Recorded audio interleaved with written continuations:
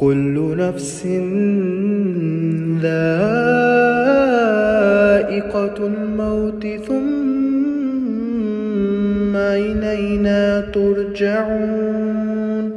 نحمده ونصلي على رسوله الكريم فأما بعد اعوذ باللہ من الشیطان الرجیم بسم اللہ الرحمن الرحیم السلام علیکم ورحمۃ اللہ وبرکاتہ۔ الحمدللہ ہمارا سیشن چل رہا ہے قبر اور آخرت کی تیاری۔ آج اس ٹاپک پہ ہم بات کریں گے، اس حالت کی ذکر جو ہے وہ حدیثوں میں بھی ہمیں ملتا ہے۔ حضرت عائشہ سے جو ہے مروی ہے کہ نبی صلی اللہ علیہ وآلہ وسلم کی جب روح کو قبض کیا جا رہا تھا تو نزع کی حالت میں ان کی کیا حالت تھی۔ تو انشاءاللہ اس چیز کو بھی مد نظر رکھیں گے، اور ساتھ اچھی موت کی جو نشانیاں ہیں وہ بھی آپ کو انشاءاللہ بتاتی چلوں گی۔ ساتھ میں آپ لوگوں نے جو ہے وہ پچھلے والی جو لیکچرز تھے ہمارے ضرور دیکھیے گا، کیونکہ ایکچولی کیا ہے کہ ایک سیکوینس چل رہا ہے، تو اس سیکوینس کو اگر آپ برقرار رکھیں گی نا تو پھر آپ کو آگے جو بھی کچھ سننے کو ملتا ہے نا اس میں پھر انسان پھر سیکھنے کو، سمجھنے کے ساتھ ساتھ سیکھتا ہے، پھر عمل کرتا ہے انشاءاللہ۔ جی تو آئیے شروع کرتے ہیں۔ سب سے پہلے جانتے ہیں نزع کی حالت کیا ہوتی ہے۔ اللہ کے نبی صلی اللہ علیہ وآلہ وسلم سے فرمان ہے، صحیح بخاری میں ہے، لا الہ الا اللہ ان للموت سکرات، اللہ کے سوا کوئی معبود نہیں، بے شک موت کے لیے سختیاں ہیں۔ اب ایک اور اس میں حدیث ملتی ہے کہ موت کی سختی ہر خاص و عام کے لیے ہے۔ اللہ سبحانہ و تعالیٰ نے اس پروسیس سے سب کو گزارنا ہے۔ صحیح بخاری کی حدیث ہے، حضرت عائشہ فرماتی ہیں کہ اللہ کے رسول صلی اللہ علیہ وآلہ وسلم میرے سینے اور تھوڑی کے درمیان وفات پائی انہوں نے۔ بوقت وفات آپ صلی اللہ علیہ وآلہ وسلم کی تکلیف دیکھنے کے بعد میں نے کبھی کسی کے بارے میں تکلیف کم ہونے کا تصور نہیں کیا۔ یہ حدیث میں نے پہلے بھی مینشن کی ہوئی ہے۔ اللہ کے نبی صلی اللہ علیہ وسلم کا جو آخری ٹائم تھا، وقت تھا، تو اس میں بھی میں نے مینشن کیا تھا کہ مومنین حضرت عائشہ سے روایت ہے کہ وفات کے وقت اللہ کے نبی صلی اللہ علیہ وآلہ وسلم کے سامنے پانی کا ایک کٹورا رکھا تھا۔ آپ صلی اللہ علیہ وسلم نے اپنے دونوں ہاتھ پانی میں ڈالتے رہے اور منہ پر پھیرتے رہے اور یہی فرماتے رہے کہ اللہ کے سوا کوئی معبود نہیں، بے شک موت کے لیے سختیاں ہیں۔ دیکھیے، موت برحق ہے، لیکن خوش نصیب وہ ہیں جسے ایمان پر موت آئے۔ موت کی سختیوں پر صبر کرنا ایمان والوں کی نشانی ہے، اور ہر ایک فرمانبردار مسلمان کی اہم ترین تمناؤں میں سے ایک تمنا یہ ہونی چاہیے کہ بالآخر اس کا خاتمہ ایمان پر ہو، اور نہ صرف اپنے لیے، اپنی اولادوں کے لیے بھی دعا مانگے کہ ہماری اور ہماری اولاد کا خاتمہ ایمان پر ہو، اور جب میں اس دنیا سے رخصت ہوں تو اللہ سبحانہ و تعالیٰ مجھ سے راضی ہو۔ دیکھیے، موت کی بے چینیوں میں سے مومن کو خوف اور امید کے درمیانی کیفیت میں رہنا چاہیے، یعنی اپنے گناہوں پر اللہ سبحانہ تعالیٰ کی سزا سے ڈرنا بھی چاہیے، اور ساتھ ہی ساتھ اس کی رحمت سے امید بھی لگانی چاہیے، کیونکہ یہ جو حالت ہے نا نزع کی حالت، یہ بہت مشکل ہوتی ہے، بہت تکلیف دہ ہوتی ہے۔ تو بعض اوقات جاکندنی کی، یعنی نزع کو دوسرے لفظوں میں جاکندنی بھی کہا جاتا ہے، یعنی جان آپ کے حلق میں آ کے اٹک گئی۔ بعض اوقات جاکندنی کی جو تکلیف ہوتی ہے نا انسان پہ بہت طویل ہو جاتی ہے۔ اس موقع پہ نہ صرف مریض خود کرب اور بے چینی سے دوچار نظر آتا ہے، بلکہ اس کے ساتھ ہی ساتھ اس کے جو عزیز قارب بھی لوگ ہوتے ہیں اس حالت کو دیکھ کر اذیت اور بے چینی محسوس کرتے ہیں، بے سکونی محسوس کرتے ہیں۔ تو ایسی صورت میں کیا کرنا چاہیے؟ اچھا، اس سے پہلے جو لیکچر تھا اللہ کے نبی صلی اللہ علیہ وسلم کا آخری وقت، تو اس میں نے بتایا ہوا ہے ڈیٹیل کے ساتھ کہ جب نزع کا حالت ہو تو کیا کیا کرنا چاہیے، تو پلیز اس لیکچر کو ضرور سن لیجئے گا۔ خود بھی جو مریض ہوتا ہے اس کو بھی چاہیے کہ وہ ذکر و اذکار کرے، اور جو آس پاس لوگ بیٹھے ہیں اس کو تلقین کرتے رہیں، اس کی نیکی کی دعوت دیتے رہیں، بتاتے رہیں کہ اس کو کیا کیا پڑھنا ہے، کیونکہ اللہ کے نبی صلی اللہ علیہ وسلم کی جب ایسی حالت تھی تو حضرت عائشہ ان کو سورہ اخلاص، سورہ فلق اور سورہ ناس پڑھ کر ان کے اوپر دم کر رہی تھیں۔ تو اس میں یہ ہے کہ آسان موت کے لیے دعا کریں۔ دعا کی انسان کو زندگی میں بھی ضرورت رہتی ہے، مرنے کے بعد بھی ضرورت رہتی ہے، کیونکہ کہا گیا ہے دعا مومن کا ہتھیار ہے اور دعا عین عبادت ہے۔ تو مرنے کے قریب بھی مسلمان اپنی جان اور اپنے تمام معاملات اللہ کے سپرد کرتے ہوئے دعا اور معوذتین کے ذریعے سے حفاظت، مدد اور اگلی نئی جو فیصلہ کن دنیا میں داخل ہونے سے پہلے اللہ سبحانہ تعالیٰ سے اس کا فضل طلب کر سکتا ہے۔ مثال کے طور پہ چاہیں آپ اپنی لینگویج میں اس کو اردو میں یاد کر لیں، جو بھی آپ کی زبان ہے اس میں یاد کر لیں، لیکن عربک میں یاد کریں گی تو بہت ہی اچھا ہے۔ اور کیونکہ اللہ سبحانہ تعالیٰ سے ملنے کا وقت ہے تو اس کی جو بہترین کلام ہے اس کے ذریعے اگر ملا جائے تو سوچیں اس شخص کی آخری وقت کے معاملات کتنے اچھے ہوں گے۔ سورہ مؤمنون میں ہے نا، رب اغفر وارحم وانت خیر الراحمین، اے میرے رب بخش دیجئے، رحم کر دیجئے، اور آپ ہی بخشنے میں سب سے بہترین ہیں۔ ایک اور دعا آتی ہے ترمذی میں، اللہم اعنی علی غرمۃ الموت وسکرات الموت، اے اللہ موت کی سختیوں اور بے ہوشیوں پر میری مدد فرما۔ اور آگے ہے، اے اللہ میرے تمام گناہوں کو بخش دیجئے، چھوٹے بڑے اگلے پچھلے اور چھپے اور کھلے۔ اور صحیح مسلم میں ایک اور ہے، اللہم انی اسألک من فضلک، اے اللہ میں آپ سے آپ کے فضل کا سوال کرتا ہوں۔ یہ وہ موقع ہے جب اللہ سبحانہ تعالیٰ سے سب سے زیادہ استغفار اور فضل طلب کرنے کی ضرورت ہوتی ہے۔ نبی صلی اللہ علیہ وسلم نے فرمایا کہ کسی شخص کو اس کا عمل جنت میں نہیں لے جا سکتا۔ لوگوں نے عرض کیا، یا رسول اللہ صلی اللہ علیہ وسلم آپ کا عمل بھی نہیں؟ تو فرمایا، ہاں میرے اعمال بھی نہیں، مجھ کو بھی جنت میں نہیں لے جائیں گے مگر یہ کہ جب اللہ کا فضل اور رحمت ساتھ ہوگی۔ لہٰذا جو عمل کرو اخلاص کے ساتھ کرو، اعتدال کے ساتھ کرو، محنت کے ساتھ کرو، کیونکہ ایک عمل کو، ایک نیکی کو قبولیت جب حاصل ہوتی ہے جب وہ خالص اللہ کے لیے کی جائے اور طریقہ نبی صلی اللہ علیہ وآلہ وسلم کا ہونا چاہیے، تب وہ عمل اللہ سبحانہ تعالیٰ کی بارگاہ میں قبول ہوتا ہے۔ اور آگے حدیث میں ہے کہ کوئی تم میں سے موت کی آرزو نہ کرنا، کیونکہ اگر وہ تم نیک ہو تو زندہ رہنے میں تمہیں فائدہ ہے، مزید نیکیاں کرو گے، اور اگر تم گناہگار ہو تو زندہ رہنے میں فائدہ ہے، اللہ سے امید لگاؤ اور اپنی زندگی کو اللہ سبحانہ تعالیٰ کے مطابق موڑ لو تو تمہیں توبہ کرنے کی توفیق ملے گی۔ تو جو یہ مسنون دعائیں نا، ان کو روزمرہ جو آپ کے ذکر و اذکار ہیں اس میں شامل کر لیں۔ کسی کو نہیں معلوم کس کا کب بلاوا آ جائے، آخری لمحات پر جاتے ہوئے اس دنیا سے منہ پر ہمارے استغفار ہو، توبہ ہو، اللہ کا ذکر ہو۔ اور یاد ہے نا، میں نے آپ کو پہلے والے لیکچر میں بتایا تھا کہ مریض کے پاس جانے کے لیے ایک چھوٹا سا گفٹ بنا لیجئے، اس میں نا یہ ذکر و اذکار کی جو چھوٹے چھوٹے کارڈ ملتے ہیں، بکس ملتی ہیں، بکلیٹ ہوتی ہیں، وہ بھی رکھ دیں ساتھ ساتھ۔ اچھا، اگر مریض جو ہے وہ موت کی بے ہوشی میں ہو تو پھر یہ ضروری ہے کہ جو دوسرے لوگ ہوتے ہیں اس کے لیے کثرت سے اور خلوص سے دل سے دعا کریں کہ اللہ سبحانہ تعالیٰ اس کی تکلیف کو آسانی میں بدل دے۔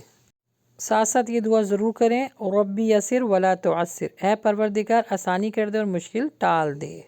اگر والدین اس حالت میں ہیں تو آپ نے والدین کے لیے کیا دعا مانگنی ہے؟ رب ارحمہما کما ربیانی صغیرا، اے پروردگار ان پر ایسا ہی رحم فرما جیسے بچپن میں انہوں نے میرے اوپر رحم فرمایا۔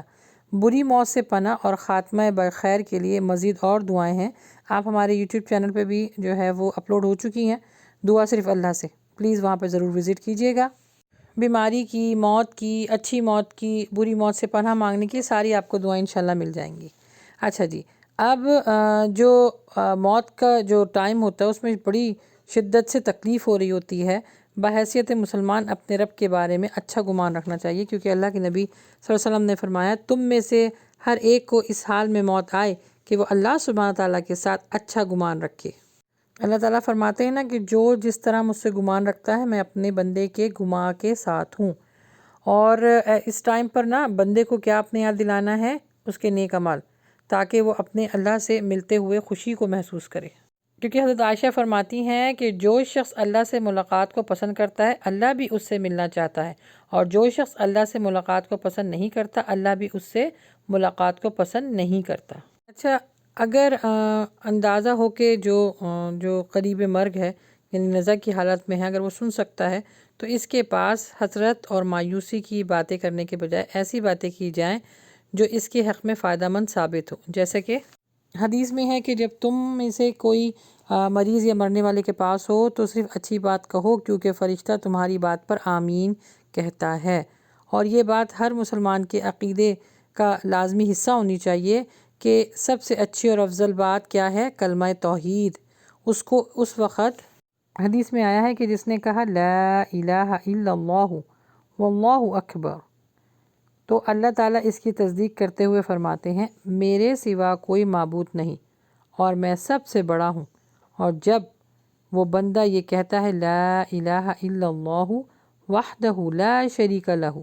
تو آپ صلی اللہ علیہ وسلم نے فرمایا کہ اللہ سبحانہ تعالیٰ بھی یہی فرماتے ہیں میرے سوا کوئی معبود نہیں، میں اکیلا ہوں، میرا کوئی شریک نہیں۔ اور جب بندہ یہ کہتا ہے لا الہ الا اللہ وحدہ لا شریک لہ لہ الملک ولہ الحمد، تو اللہ سبحانہ تعالیٰ فرماتے ہیں میرے سوا کوئی معبود نہیں، میرے لیے ہی تعریف ہے اور میں ہی بادشاہ ہوں۔ اور جب وہ بندہ پھر یہ کہتا ہے لا الہ الا اللہ ولا حول ولا قوت الا باللہ، تو اللہ سبحانہ تعالیٰ فرماتے ہیں میرے سوا کوئی معبود نہیں، گناہ سے پھیرنا اور نیکی کی ہمت دینا، یہ صرف میرا ہی کام ہے۔ اور یہ جو ہے نا کلمہ لا الہ الا اللہ ولا حول ولا قوت الا باللہ، یہ اللہ سبحانہ و تعالیٰ کے عرش کے خزانوں میں سے ایک خزانہ ہے، تو اس کو صبح شام اٹھتے بیٹھتے ضرور پڑھا کریں، تاکہ جو جس طرح جس زندگی گزارتا ہے موت بھی اس کو اسی حال میں آتی ہے۔ اور نبی صلی اللہ علیہ وسلم نے فرمایا جو شخص یہ کلمات پڑھتا ہوا اس دنیا سے چلا گیا تو اسے جہنم کی آگ نہیں چھو سکتی۔ اچھا، جو شخص نزع کی حالت میں ہوتا ہے نا تو اس کے سوچنے سمجھنے کی، بولنے کی صلاحیت تو آہستہ آہستہ ختم ہوتی رہتی ہے، تو اس میں کیا کرنا چاہیے؟ کیونکہ نا بچے بھی دیکھیں کیا کرتے ہیں، کاپی کرتے ہیں۔ وہ حالت ایسی ہوتی ہے کہ اس وقت بالکل حالت غیر ہو چکی ہوتی ہے، کچھ سمجھ میں نہیں آتا اس شخص کے ساتھ کیا ہو رہا ہے، تو خود نہ زور زور سے لا الہ الا اللہ پہلا کلمہ ہی دوسرا کلمہ پڑھنا شروع کر دیں، تو پھر وہ آپ کو ریپیٹ کرے گا۔ اگر وہ زور سے نہیں کرے گا تو کم از کم سنے گا تو ضرور نا۔ اچھا، نزع کی حالت کے بعد اب ہم دیکھ لیتے ہیں اچھی موت کی کیا نشانیاں ہوتی ہیں، ٹھیک ہے۔ اللہ سبحانہ تعالیٰ اپنے فرمانبردار اور اطاعت گزار مومنوں بندوں پر موت کے وقت کچھ ایسی اس کو علامتیں ظاہر کر دیتا ہے جو حدیث میں بیان ہوا ہے کہ وہ اچھی موت کی نشانیاں ہیں، اور نبی صلی اللہ علیہ وآلہ وسلم کی طرف سے بتائی گئی ان نشانیوں یا علامتوں کے علاوہ کسی قسم کی نشانی سے کوئی اندازہ لگانا یا کوئی حتمی رائے قائم کر لینا ہمارے لیے جائز نہیں۔ تو حدیث میں جو آیا ہے بس وہی میں آپ کو انشاءاللہ ایکسپلین کرتی ہوں۔ جیسے کلمہ توحید کی توفیق مل جائے تو اگر کوئی آپ دیکھ رہے ہیں کہ نزع کی حالت میں اور مستقل وہ کلمہ توحید پڑھ رہا ہے یا استغفار پڑھ رہا ہے، تو اس کا مطلب یہ ہے کہ اس کے لیے اچھی آخرت ہے، کیونکہ لا الہ الا اللہ وہ کلمہ ہے جو جنت میں داخل کرتا ہے۔ پھر پیشانی پر پسینہ آنا، یہ بھی اللہ کے نبی صلی اللہ علیہ وسلم سے ہمیں ملتا ہے کہ موت کے وقت مومن کی پیشانی پر پسینہ آتا ہے۔ لیکن یہ دو تین جو علامتیں ابھی آپ کو بتائی گئی ہیں، ان سے ہٹ کے اگر کسی چیز پر قیاس کر لیا جائے تو وہ قرآن و حدیث کی روشنی میں نہیں ہوگا، کیونکہ ایک انصاری تھیں اور ایک خاتون تھیں، وہ ان کا انتقال ہوا اور صحابہ نے کہا کہ یہ تو بہت پہنچی ہوئی خاتون تھی، یعنی بہت متقی تھی، تو ان کا تو خاتمہ جو ہے وہ ایمان پہ ہوا ہوگا اور اللہ تعالیٰ نے ان کو معاف کر دیا ہوگا۔ تو نبی صلی اللہ علیہ وسلم نے ان کو روکا کہ تمہیں کیا معلوم، ایون مجھ کو نہیں پتہ کہ میں اللہ کا رسول ہوں، مجھے نہیں معلوم کہ یہ مرنے والے کے ساتھ کیا معاملہ ہوگا۔ تو جو حدیثوں میں چیزیں آئی ہیں نا بس اسی پہ یقین کریں، اپنی طرف سے نہیں کہ وہ جو ہے آنکھیں کھول رہا تھا تو وہ اٹھ کے بیٹھ گیا، اور پھر عجیب نا قیس ہرائیاں ہوتی ہیں کہ اللہ معاف فرمائے کہ وہ جو اس کو استغفار کرنے کی لوگ تلقین کرنا بھول جاتے ہیں اور بس اسی چکروں میں لگے رہتے ہیں کہ ہم یہ دیکھیں کہ آیا کہ اس کے ساتھ معاملہ کیا ہو رہا ہے مرنے والے کے ساتھ۔ اس کے لیے دعا کریں بھائی، اس وقت اس کو دعا کی ضرورت ہے،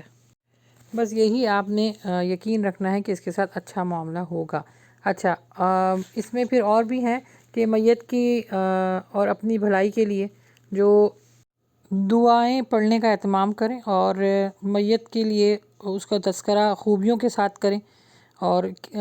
اگر ایک میت میں جو ہے یعنی ایک جنازے میں 4 سے زیادہ لوگ ہوں تو اس کے لیے بھی اچھا گمان رکھنا، یہ بھی حدیث ہمیں بتاتی ہے۔ اور مرنے والوں کو برا نہ کہو، جو کچھ انہوں نے آگے بھیجا تھا اس کا بدلہ پا چکے ہیں۔ یہ حدیث ہمیں یہ بھی بتاتی ہے، تو اس لیے ان کو برا بھلا یعنی ان کے مرنے کے بعد اس طرح کی باتیں کرنا میت پہ بہت گناہ ہے، کیونکہ یاد رکھیں کل کو ہماری باری بھی آئے گی، ہم بھی اسی مقام پر ہوں گے۔ کیونکہ جس مسلمان میت پر 2 یا اس سے زیادہ مسلمان گواہی دے دیں کہ یہ اچھا آدمی تھا اور اس کے پڑوسی اس کی گواہی دیں تو اللہ تعالیٰ اس کے اوپر رحم فرمائے گا۔ اچھا، خاص طور پہ جب جو کوئی شہید ہوتا ہے، آپ اس کا چہرہ دیکھیں ذرا سا کھلا ہوا ہوتا ہے، تو وہ جیسی اس کی آنکھ بند ہوتی ہے نا، تو وہ جنت کے اللہ تعالیٰ اس کے معاملات، اس کے جو اس کی خوشخبریاں اس کو دینا شروع کر دیتا ہے، تو اس کے دیکھیں چہرے پہ ہلکی سی مسکراہٹ ہوتی ہے، خاص طور پہ شہید۔ اور جو فلسطین میں آج کل ہو رہا ہے، چھوٹے چھوٹے معصوم بچے، آپ ان کے چہرے پہ دیکھیں کتنی جو ہے وہ جیسے ہی موت کو گلے لگاتے ہیں وہ، اور ان کے چہرے پر ایک بہت پرسکون سی کیفیت طاری ہو جاتی ہے۔ دیکھیے نا، آپ کے کان میں اگر آپ بہت تکلیف میں ہوں اور آپ کے کان میں آ کے کوئی کہے کہ بس یہ تھوڑی دیر بعد آپ کی تکلیف ختم ہو جائے گی، اور آپ کو خوشخبریاں دینا شروع کر دے کہ اس تکلیف کے بعد آپ کو یہ ملے گا، آپ کو بڑا گھر ملے گا، آپ کو اتنے پیسے ملیں گے، دنیاوی اعتبار سے سمجھا رہی ہوں، اور آپ کے بچے جو ہیں وہ بڑے کالجز میں پڑھنا شروع کر دیں گے، بس یہ تھوڑی سی تکلیف ہے، اس کو برداشت کر لیں، تو آپ اس کو تکلیف کو بڑی خوشی خوشی اپنے گلے لگا لیں گے۔